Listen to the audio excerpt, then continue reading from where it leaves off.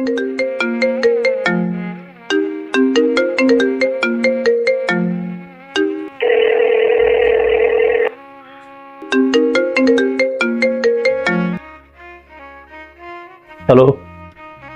Hello, नमस्कार साहेब.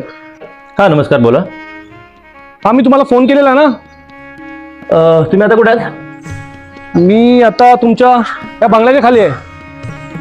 First फ्लोअरला या ना वरती. अच्छा, फर्स्ट फ्लोअरला का? ठीक आहे साहेब, येतो. ठीक आहे. ओके, या.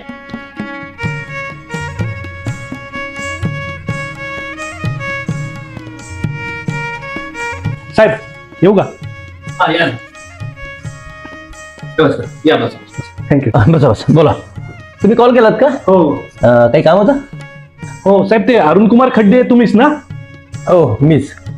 अच्छा साहेब, तो हा जो मुंबई गोवा हायवे कोकणचा, तो तुम्हीच बनवलात ना? मायला हे काय नवीन मुसीबत आहे आता. हां हो, आम्हीच केलंय. का हो, काय प्रॉब्लेम झालाय का? प्रॉब्लेम? अहो साहेब, तुम्ही देव माणूस आहात, देव माणूस. मी तर रोज लोक मला शिया घालतायत आणि हा म्हणतो तुम्ही देव माणूस आहेत. कुछ तो गडबड आहे, देखना पडेगा. बसा बसा, तुम्ही बसा. या बसा बसा बसा बसा बसा, तुम्ही बसा. लोक मला शिव्या घालतायत आणि तुम्ही मला म्हणताय देव माणूस आहे. कसं का? हो साहेब, तुमच्यामुळे माझे 70 ते 80 हजार रुपये वाचलेत. 70 ते 80 हजार रुपये? हो. कसं काय? जरा सविस्तर सांगा. हो साहेब, मी आहे कोकणातला रहिवासी. माझी बायको गर्भवती होती. तर तिला मी हॉस्पिटलमध्ये घेऊन गेलो.